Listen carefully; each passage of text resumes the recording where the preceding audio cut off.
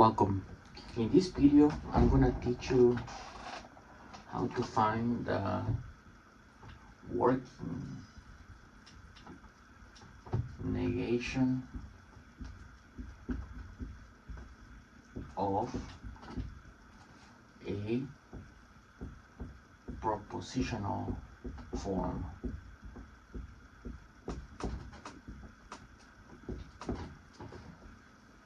So let me give you one example to show this, how to do this.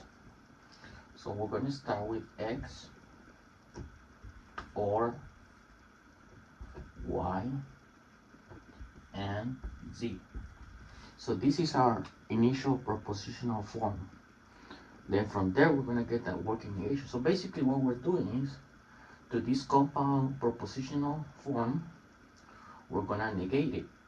We do it like this. We negate first the whole proposition, then we start distributing the negation.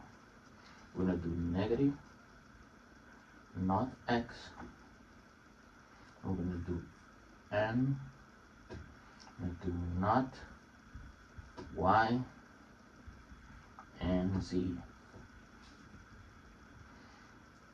The next step is to distribute this one. So that will be not X and not Y or not Z.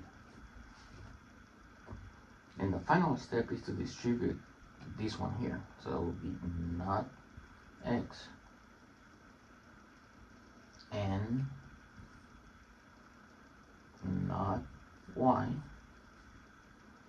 Then we have or not X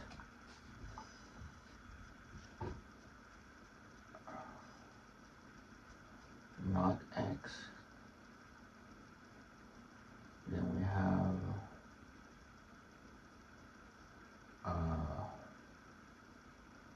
have N not Z.